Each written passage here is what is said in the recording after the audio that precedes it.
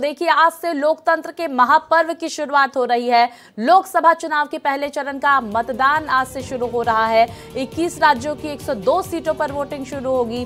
तो देखिए, वोटिंग को लेकर मतदान केंद्रों पर सुरक्षा कड़ी कर दी गई है। आपको बता दें, 4 जून को होगी मतों की गिनती। तो 7 चरणों में चुनाव संपन्न कराया जाएगा और आज पहला चरण है, जहां पर 21 राज्यों केंद्र शासित प्रदेशों की 102 सीटों पर मताधिकार का प्रयोग मतदाता करेंगे। तो पोलिंग को लेकर मतदान केंद्रों पर सुरक्षा कड़ी कर दी गई है। सुरक्षा कर्मियों की तैनाती की गई है और देखिए, तमाम तस्वीरें इस वक्त सामने निकल कर आ रही है। वोटिंग शुरू हो चुकी है और देखिए, तमाम दिग्गज जो हैं यहां पर चुनाव का अपने मताधिकार का प्रयोग करते हुए नजर आ रहे हैं। हमने देखा तस्वीरों में मोहन भागवत की तरफ से मताधिकार का प्रयोग किया गया और ये संदेश देने की कोशिश, पहले मतदान और फिर जलपान। तो हमने देखा तस्वीरों में आरएसएस प्रमुख मोहन भागवत ने अपने मताधिकार का प्रयोग किया और एक एक करके तमाम नेता अपने मताधिकार का प्रयोग करते हुए नजर आ रहे हैं। जनता भी अब तमाम पोलिंग बूथ्स का रुख करती हुई नजर आ रही है। तो देखिए, पोलिंग बूथ पर सुरक्षा के कड़े इंतजाम भी किए गए हैं। लोगों को किसी की तरह की दिक्कत ना हो, यह भी सुनिश्चित किया जा रहा है। तो यूपी की 8 सीट जाटलैंड किसके साथ, ये भी सवाल लगातार हो रहा है। देखिए, क्योंकि 1625 प्रत्याशी, और देखिए स्याही लगी उंगली दिखाते हुए मोहन भागवत नजर आ रहे हैं। तो एक संदेश देने की कोशिश मोहन भागवत की तरफ से, सुबह पहले उठिए और सबसे पहले मताधिकार का प्रयोग कीजिए। और यही अपील भारत एक्सप्रेस भी आपसे करेगा कि अपने मताधिकार का प्रयोग जरूर करें। तस्वीरों में हमने दिखाया मोहन भागवत अपने मताधिकार का प्रयोग करके निकलते हुए और स्याही लगी उंगली दिखाते हुए। और ऐसे में सुरक्षा के लिहाज से महत्वपूर्ण कदम वहां पर उठाया जा रहा है। तो देखिए, इस बार तमाम दिग्गज जो है चुनावी मैदान में है और मतदाता मताधिकार का प्रयोग करके उनकी किस्मत का फैसला करेंगे। अब देखिए, मोहन भागवत सुबह सुबह पहुंचे अपने मताधिकार का प्रयोग करने। तस्वीरें आप देख सकते हैं, स्याही लगी उंगली दिखाते हुए मोहन भागवत। तो पहले चरण का रण, जहां पर 102 सीटों पर वोटिंग शुरू हो चुकी है। आरएसएस प्रमुख मोहन भागवत अपने मताधिकार का प्रयोग कर चुके हैं और देखिए, स्याही लगी उंगली उनकी तरफ से दिखाई जा रही है। तमाम वोटर्स से मताधिकार का प्रयोग करने की अपील करते हुए भारत एक्सप्रेस आपसे यही अपील करेगा कि पहले अपने मताधिकार का प्रयोग जरूर करें और अपने प्रत्याशी का चुनाव करें। तो देखिए, लोकतंत्र का महापर्व, इसमें अपनी भागीदारी सुनिश्चित करें। ये तस्वीर देखिए, आरएसएस प्रमुख मोहन भागवत की लोकतंत्र के महापर्व में अपनी भागीदारी दर्ज कराते हुए, स्याही लगी उंगली दिखाते हुए। तो देखिए, आज 1625 प्रत्याशियों के भाग्य का फैसला होगा। 134 महिला उम्मीदवार हैं, 1491 पुरुष उम्मीदवार हैं और ऐसे में मुकाबला बेहद दिलचस्प देखने को मिलेगा, जहां पर तमिलनाडु की 39 सीटों समेत 10 राज्यों और केंद्र शासित प्रदेशों की लगभग सभी सीटों पर आज मतदान संपन्न होगा। लेकिन देखिए, राजस्थान की 12, यूपी की 8, एमपी की 6, असम महाराष्ट्र की 5, बिहार की 4, पश्चिम बंगाल की 3, मणिपुर की 2, जम्मू कश्मीर, छत्तीसगढ़, त्रिपुरा की 1 भविष्य निर्धारित करते हैं एक तरह से, और इसलिए सब लोगों ने मतदान करना चाहिए। देश के हित को ध्यान में रखकर अपना विचार स्वयं करके मतदान करना चाहिए। और इसलिए आज सबसे पहला व्यक्तिगत कार्य मैंने ये किया है कि मैंने मतदान किया।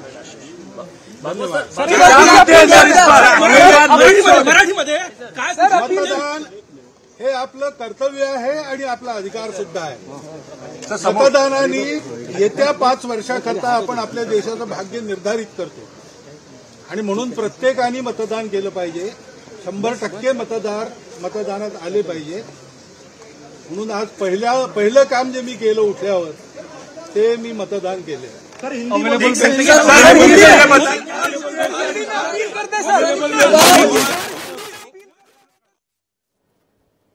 देखिए, मोहन भागवत की तरफ से मताधिकार का प्रयोग करने के लिए अपील की गई तमाम मतदाताओं से। उन्होंने इस बात का जिक्र किया। अब देखिए, पी चिदम्बरम अपने मताधिकार का प्रयोग करते हुए तस्वीरों में देखे जा सकते हैं।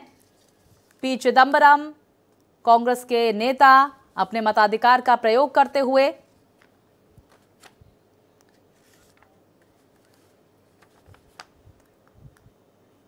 तो देखिए, ये बड़ी तस्वीर सामने निकल कर आ रही है। इससे पहले हमने देखा आरएसएस प्रमुख मोहन भागवत अपने मताधिकार का प्रयोग करते हुए नजर आए और अब पी चिदम्बरम अपने मताधिकार का प्रयोग करते हुए नजर आ रहे हैं। और ऐसे में उनका उत्साह देखिए, काफी खुश नजर आ रहे हैं क्योंकि उनके बेटे चुनावी मैदान में है, कार्ति चिदम्बरम। और अब देखिए, स्याही लगी उंगली दिखाते हुए पी चिदम्बरम तमाम लोगों का अभिवादन स्वीकार करते हुए आगे की तरफ बढ़ते हुए नजर आ रहे हैं पी चिदम्बरम। और तमाम दिग्गज ये अपील करते हुए कि जनता अपने मताधिकार का प्रयोग जरूर करे। और देखिए, पहला फेज है, चप्पे चप्पे पर मेरे तमाम सहयोगी मौजूद हैं और तमाम सीटों का हाल आप तक पहुंचाएंगे। विस्तार से जानकारी के साथ मुंबई से मेरे साथ मेरे सहयोगी अभिषेक जुड़ गए हैं, लखनऊ से रजनीश जुड़ गए हैं, भोपाल से अजय जुड़ गए और मुजफ्फरनगर से मोहित हमारे साथ जुड़ गए हैं। सबसे पहले मैं आपके पास आऊंगी अजय, भोपाल से। अजय, इस वक्त क्या वोटिंग वहां पर मतदाताओं का किस तरह का रुझान देखने को मिल रहा है? शुरू हो चुकी है वोटिंग, मतदान केंद्रों का क्या हाल देख रहे हैं आप? देखिए, मध्य प्रदेश में 6 सीटों पर चुनाव हो रहा है। आज मतदान हो रहा है पहले चरण में। सीधी, शहडोल, मंडला, बालाघाट, जबलपुर और छिंदवाड़ा, ये ऐसी सीटें हैं जिसमें से अगर हम बालाघाट और मंडला की बात करें तो नक्सल प्रभावित कुछ क्षेत्र हैं। बालाघाट में खासतौर से मैहर, लांची और परसवाड़ा, ये 3 विधानसभा क्षेत्र ऐसे हैं जिनमें कि मतदान शाम को 4 बजे तक होगा। और चुनाव आयोग ने मतदान को लेकर पुख्ता सुरक्षा व्यवस्था भी रखी है, तमाम सारी तैयारी रखी है। आपात स्थिति के लिए जबलपुर में एयर एम्बुलेंस तैनात की गई है, बालाघाट में एक हेलीकॉप्टर तैनात किया गया है और इसके अलावा जो नाकेबंदी कर दी गई है, जो अंतर्राज्यीय सीमाएं हैं, दरअसल मध्य प्रदेश की जो छत्तीसगढ़ से लगती हुई जो सीमाएं हैं, वहाँ सीआरपीएफ के बल तैनात किए गए, नाकेबंदी कर दी गई है। बाहरी लोगों का प्रवेश बंद है इस समय और भारी चेकिंग की जा रही है। तो पुख्ता सुरक्षा व्यवस्था के साथ सुबह 7 बजे से जब मतदान शुरू हुआ, उससे पहले मॉकपोल हुआ। ये एक प्रोसेस है चुनाव आयोग का कि मॉकपोल किया जाता है जिसमें कि ईवीएम चेक की जाती है कि सही तरीके से काम कर रही है कि नहीं। और उस दौरान राजनीतिक दलों के लोग भी मौजूद रहते हैं और लगभग 1 करोड़ 13 लाख से ज्यादा मतदाता अपने इन 6 संसदीय सीटों पर मताधिकार का उपयोग करेंगे। और इसके लिए चुनाव आयोग ने 13,000 से ज्यादा मतदान केंद्र बनाए गए हैं। और इस बार चूंकि पारदर्शिता रखनी है चुनाव आयोग को, तो बिल्कुल अजय, और यही वजह है कि लगातार चुनाव आयोग साथ ही साथ तमाम जो सुरक्षाकर्मी हैं यहाँ पर नजर बनाए हुए हैं इस पूरी प्रक्रिया पर। अभिषेक हमारे साथ जुड़े हुए हैं। अभिषेक, अभी हमने देखा कि किस तरह से मोहन भागवत की तरफ से वोट डाला गया और मताधिकार का प्रयोग करने के लिए तमाम वोटर्स को उत्साहित किया गया। बिल्कुल, आरएसएस हमेशा से एक इस तरीके की प्रणाली अपनाती है क्योंकि संघ के विचार हैं या फिर उनके जो नीचे कारसेवक हैं, जो संघ के कार्यकर्ता हैं, वो हमेशा पोलिंग बूथ तक कार्यकर्ताओं को लेकर जाते हैं वोटिंग करवाने के लिए। इसीलिए संघ प्रमुख ने आज सुबह 7 बजे वोट डाल करके ये बताया कि वोट डालना सबका अधिकार है और ये कहीं न कहीं अपने कार्यकर्ताओं को भी एक मैसेज था कि ज़्यादा से ज़्यादा संख्या में वोट डलवाएं। नितिन गडकरी का चुनाव क्षेत्र है नागपुर, तो ऐसे में निश्चित तौर पर वहां संघ ताकत झोंकेगा ही। साथ ही 5 लोकसभा चुनाव, इस बार 5 लोकसभा चुनाव के लिए मतदान हो रहा है। पहली बार पूर्वी विदर्भ में, जहां पर गढ़चिरौली नक्सल प्रभावित क्षेत्र है, वहां पर सारी सीमाएं सील की गई हैं क्योंकि वहां पर किसी भी तरीके का नक्सली हमला हो सकता है। कई ऐसी पार्टी है, पोलिंग पार्टी, जिनको कि हेलीकॉप्टर से भेजा गया है और वहाँ पर शाम को 4 से 5 बजे के बीच मतदान बंद कर दिया जाएगा और इसलिए वहाँ पर सुरक्षा व्यवस्था तैनात की गई है। चंद्रपुर की सीट है, भंडारा गोंदिया की सीट है, नागपुर से जुड़ा हुआ रामटेक की सीट है। तो निश्चित तौर पर ये 5 ऐसी सीटें हैं जिन पर आज मतदान बिल्कुल, और सबकी निगाहें टिकी हुई है इन सीटों पर। पी चिदंबरम क्या कह रहे हैं? வந்து ரத்து பண்ணதுக்கான காரணங்களை எல்லாம் நீங்க ஆராயணும்।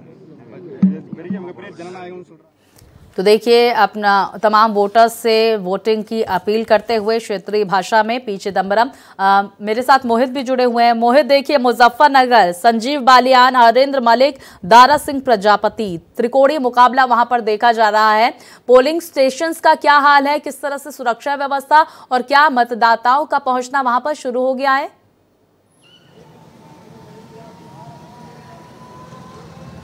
देखिए स्वाति, जब 9 केंद्रीय मंत्री, 2 पूर्व मुख्यमंत्री और 1 राज्यपाल की किस्मत दांव पर लगी होती है तो आप ये समझ लीजिए कि पहला चरण कितना महत्वपूर्ण हो जाता है। और मेरी मौजूदगी इस समय यूपी के मुजफ्फरनगर में है। ये वही मुजफ्फरनगर है जिसने दंगों का दंश भी झेला, जिसने हर कुछ सियासत का हर एक दांव भी देखा। यहाँ पर हमने हरिंदर मलिक को सांसद बनते देखा, तो हमने यहाँ से दो बार हमने बीजेपी का सांसद बनते हुए भी देखा। हमने यहाँ पर देखा किस तरीके से दारा सिंह प्रजापति, जो कि 1.5 लाख की वोट लेकर यहाँ पर बसपा की तरफ से, प्रजापति वोट जो है 1.5 लाख है, मुजफ्फरनगर के अंदर 1.5 लाख प्रजापति वोट बैंक है जो कि बसपा के साथ जाता हुआ दिख रहा है। और वहीं दूसरी तरफ मैं आपको बताऊं, संजीव बालियान के ऊपर 2 बार लोगों ने भरोसा जताया है। अब यहाँ की जनता ये कह रही है कि कुछ तो बदलने का मन है। अब मैं आपको दिखाऊं, एक तस्वीर मैं आपको दिखाता हूं। कैमरा सहयोगी हमारे हुकुम सिंह, थोड़ा सा जूम करके देखिए और देखिए ऊपर क्या लिखा है। पहले लिखा है पहले मतदान, उसके बाद फिर करें जलपान। यानी कि मुजफ्फरनगर में अब ये संदेश मिलना शुरू हो गया है कि मुजफ्फरनगर वालों अपने घर से निकलिए, बाहर निकलिए, क्योंकि 5 साल का हिसाब अगर आप मांगते हैं, 5 साल का हिसाब अगर आपको देना है तो आपको अपने नेता से ये पूछना पड़ेगा कि आखिरकार आपने 5 साल तक क्या किया। और मुजफ्फरनगर इसलिए इंपॉर्टेंट हो जाता है क्योंकि 18,16,284 मतदाता, मैं फिर से बता रहा हूं, 18,16,284 मतदाता जब 11 प्रत्याशियों की किस्मत का फैसला करते हैं तो फिर हमें मुजफ्फरनगर आना पड़ता है। यही वजह है कि भारत एक्सप्रेस की टीम इस समय मुजफ्फरनगर पहुंची हुई है। 11 प्रत्याशी यहां से ताल ठोक रहे हैं, उसमें से केंद्रीय मंत्री संजीव बालियान भी है, हरिंदर मलिक भी है और साथ ही यहां से दारा सिंह प्रजापति है। दारा सिंह प्रजापति के बारे में मैं आपको पहले ही बता चुका हूं। संजीव बालियान है, यहां से उनका अपना वोट बैंक अच्छा खासा है। दूसरी सबसे बड़ी बात है यहाँ की संगीत सोम और संजीव बालियान के बीच का झगड़ा अभी भी सुलटा नहीं है। खुद चीफ मिनिस्टर यानी कि मुख्यमंत्री योगी आदित्यनाथ को मध्यस्थता करानी पड़ी, बावजूद उसके अभी भी नाराजगी जगजाहिर है। तो यानी कि यहाँ पर कुछ भी हो सकता है, खेल पलट सकता है, पासा पलट सकता है, तस्वीर पलट सकती है, सियासी समीकरण है। बिल्कुल मोहित, यही वजह है कि हॉट सीट भी है मुजफ्फरनगर इस फेज के चुनाव में। रजनीश, देखिए 8 ऐसी सीटें लोकसभा की जहां पर यूपी में चुनाव आज हो रहा है, शुरुआत हो चुकी है। कहां पर सबसे दिलचस्प मुकाबला देखने को मिलेगा? देखिए, जो सबसे हार्ड सीट है, खुद वहां से मोहित रिपोर्ट कर रहे थे, बता रहे थे कि संजीव बालियान का साख दांव पे लगा। उसका कारण भी है कि संजीव बालियान अपने आप को सबसे बड़े जाट नेता, किसान नेता के रूप में मीडिया में प्रचारित भी करते रहे और पार्टी उनका समय समय पर सदुपयोग भी करती रही है। दूसरी सीट आके हम चर्चा करते हैं पीलीभीत, चूंकि यहाँ जितिन प्रसाद को कैंडिडेट बनाया गया। बिल्कुल, जितिन प्रसाद योगी आदित्यनाथ के सरकार में लोक निर्माण मंत्री है, पीडब्ल्यूडी मिनिस्टर, और उत्तर प्रदेश में किसी भी मंत्री की हैसियत उसके विभाग से पता चलता है। क्योंकि पीडब्ल्यूडी पहले डिप्टी सीएम केशव प्रसाद मौर्य के पास था, उसके बाद जितिन प्रसाद के पास आया, तो माना जा रहा था कि योगी आदित्यनाथ के साथ ही वो दिल्ली के करीब है, उनको पीलीभीत भेजा गया। पीलीभीत का सबसे बड़ा कारण है रोचक बनाने का वरुण गांधी। वरुण गांधी का टिकट काट दिया गया क्योंकि समय समय पर केंद्र सरकार के नीतियों का मुखालफत करते रहे हैं, चिट्ठी लिखते रहे हैं, कुछ मुद्दों पर नाराजगी रही और कुछ मुद्दों पर खुल के इंडिया अलायंस के भी मुद्दों को समर्थन में खड़े थे। माना जा रहा था कि टिकट काटा ही जाएगा, टिकट काटा गया। सबसे बड़ी बात है कि जहां जहां भारतीय जनता पार्टी ने अपने कैंडिडेटों को टिकट काटा, वहां उन लोगों से पार्टी ने अपील किया कि आप लोग जाइए, भविष्य में आपको कहीं ना कहीं एडजस्ट किया जाएगा। वरुण गांधी के साथ पार्टी ने कुछ वादा नहीं किया। लगातार वरुण गांधी की नाराजगी है। वरुण गांधी भी किसान नेता है, इनके जो रिश्तेदारी है, कहते हैं इनके ननिहाल पक्ष के लोग भी बड़े किसान नेता है।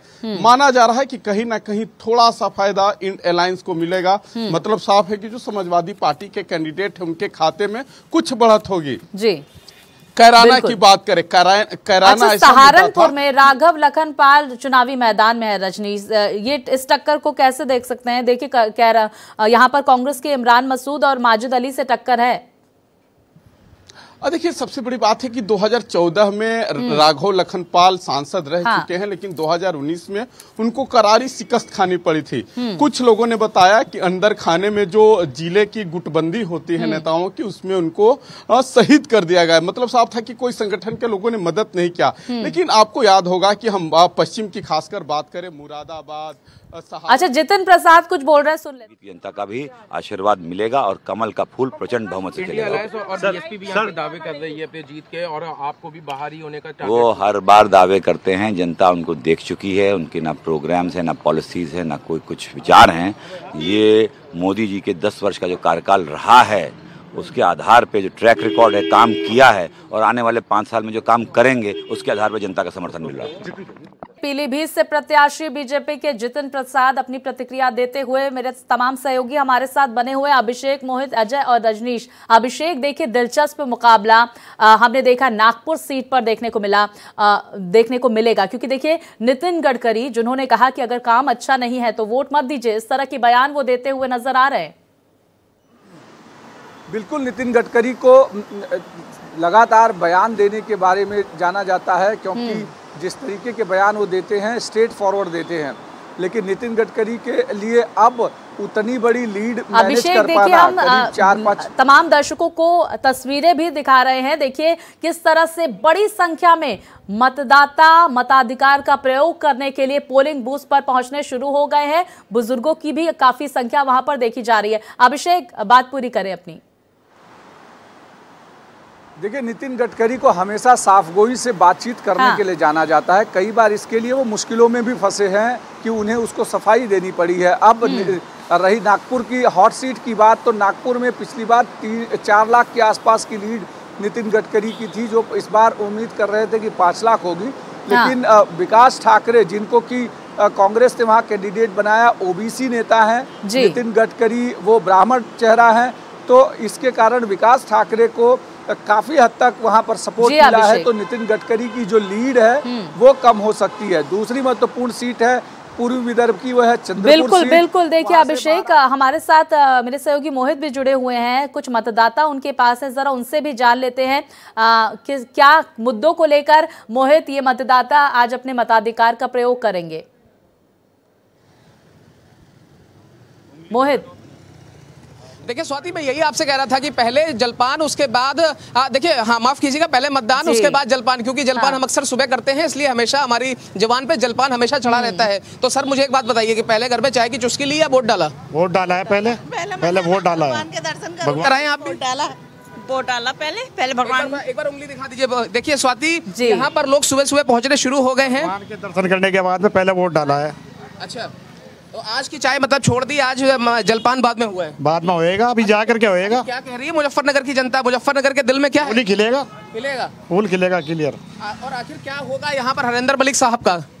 क्या होता, जो होना होगा वही होगा। अरे खुल के बता दीजिए ना इस बार मुजफ्फरनगर की जनता क्या कह रही है? इस दिल में क्या है? वो जो जनता है जिन्होंने अपने मताधिकार का प्रयोग किया है, कि इस बार क्षेत्रीय मुद्दों के आधार पर उन्होंने अपने वोट डाला है या फिर राष्ट्रीय मुद्दे, जरा उनसे पूछे। देखिए स्वाति, बड़ा वाजिब सवाल है और ये सवाल का जवाब भी लोगों से ही लेना चाहिए। मुझे एक बात बताइए, ये जो मुद्दे हैं इस बार के आपके क्या हैं? क्षेत्रीय मुद्दे हैं जो जैसे बिजली, पानी, सड़क, स्कूल, चिकित्सा, ये आपके मुद्दे हैं, या फिर आपने इस बार जो देश के मुद्दे हैं जैसे सीमा सुरक्षा हो या फिर अर्थव्यवस्था हो या फिर शिक्षा हो, या आपने कौन से मुद्दों को ध्यान में रख के वोट किया है? सब कुछ मुद्दों पर लेकर के वोट कराया हमने। मोहित, क्या राम मंदिर मुद्दा रहा है? हमारे तो डीएनए में यही पार्टी, और इसके अलावा हम किसी के पास जा नहीं सकते। अच्छा, एक बात बताइए, राम मंदिर ने इस बार आपको कितना प्रभावित किया है? भगवान राम तो अपने घर में पहुंच गए, आपके मन में क्या है इस बार? राम मंदिर ने कितना प्रभावित किया आपको? नहीं, हमें तो शुरू से प्रभावित हैं, हम तो इस पार्टी से शुरू से प्रभावित हैं। हमारे तो भगवान राम क्या आपके उस समय जहन में थे, सपने में आए? क्योंकि हमेशा कई सारे मंत्री ये कहते हैं कि भगवान राम मेरे सपने में आए, तो इस बार भगवान राम सपने में आए, उन्होंने कहा कि वोट करिए चल के, क्या कौन आया सपने में? कोई भी नहीं आया सपने में। तो इस बार बस ये था कि नहीं, वोट आया सपने में, जाके वोट करके ऐसा ही डालते हैं वोट। ठीक है, चलिए कोई बात नहीं। आपके मन में क्या है, क्या हुआ इस बार? नहीं, क्या हुआ ये तो जो है अब सबसे पहले मुद्दा है देश का, और पिछले 10 साल में जो जवाब मिल गया होगा। देश का मुद्दा है, यही आपका जवाब है। बोलिए। सबसे पहले देश, उसके बाद सब कुछ। रोटी पानी तो सबको मिलता है, रोटी पानी सड़क सबको, उसके बाद सब कुछ, यानी कि देश पहले है, रोटी पानी सड़क तो सबको मिल ही रहा है साहब। पहले मेरठ बिल्कुल देखिए तमाम मुद्दे जिनका जिक्र करते हुए जनता नजर आ रही है। अब देखिए प्रधानमंत्री नरेंद्र मोदी की तरफ से वोटर्स से वोटिंग की अपील की गई है। पीएम मोदी ने ट्वीट कर कहा है कि लोकतंत्र का सबसे बड़ा उत्सव आज से शुरू हो रहा है। लोकसभा चुनाव की पहले चरण के मतदान में 21 राज्यों और केंद्र शासित प्रदेशों की 102 सीटों के लिए वोट डाले जा रहे हैं। इन सभी सीटों के मतदाताओं से मेरा आग्रह है कि वो अपने मताधिकार का प्रयोग जरूर करें। और वोटिंग का नया रिकॉर्ड बनाएं। पहली बार वोट देने जा रहे अपने युवा साथियों से मेरी ये विशेष अपील है कि वो भारी संख्या में मतदान करें। लोकतंत्र में हर वोट कीमती है और हर आवाज का महत्व है। विस्तार से जानकारी के साथ अब देखिए मेरे तमाम सहयोगी चप्पे चप्पे की अपडेट आप तक पहुंचा रहे हैं। मेरे सहयोगी अजय हमारे साथ जुड़े हुए हैं। अजय, मैं आपके पास आऊंगी। देखिए दिलचस्प मुकाबला छिंदवाड़ा सीट से भी देखने को मिलेगा। नकुल नाथ कांग्रेस के प्रत्याशी, अभी तक देखिए नकुल नाथ रहेंगे पार्टी में या नहीं रहेंगे, बीजेपी के साथ जाएंगे, तमाम कयास लगाए गए। उसके बाद आखिरकार ये स्थिति क्लियर हो गई कि नहीं भाई कांग्रेस में ही रहेंगे। अब ये छिंदवाड़ा सीट से मुकाबला कैसा देख रहे हैं आप अजय?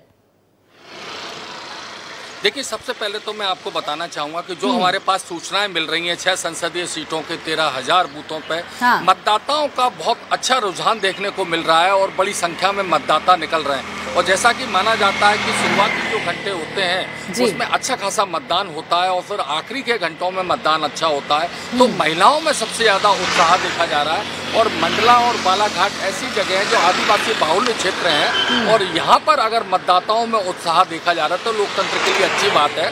और 2019 में जो चुनाव हुए थे उसमें 71% मतदान हुआ था। इस बार चुनाव आयोग की कोशिश है कि ज्यादा से ज्यादा मतदान हो।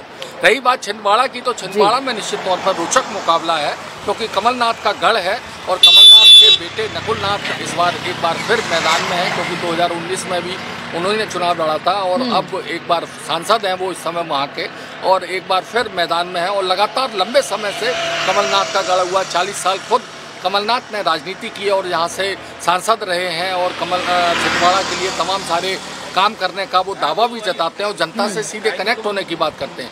मगर इन चुनावों से पहले जो भारतीय जनता पार्टी इन सभी सीटों 29 सीटों पे 29 सीटें जीतना चाहती है, 28 सीटें इस समय उनके पास हैं। सिर्फ एक छिंदवाड़ा अवैध गढ़ बना हुआ है जो कि कांग्रेस के पास है और उसको भी जीतना चाहते हैं।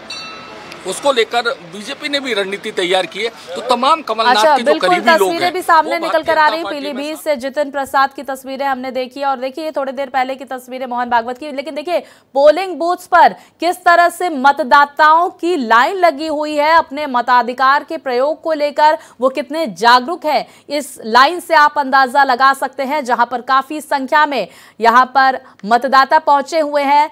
नॉर्थ ईस्ट की ये सीट जहां पर काफी संख्या में मतदाता अपने मताधिकार का प्रयोग करने के लिए सुबह से ही कतारों में लाइनों में लगे हुए हैं। और देखिए युवा वोटर्स की काफी ज्यादा तादाद इस लाइन से अंदाजा लगा सकते हैं। मेरे सहयोगी तमाम लगातार बने हुए हैं, चप्पे चप्पे की अपडेट आप तक पहुंचा रहे हैं।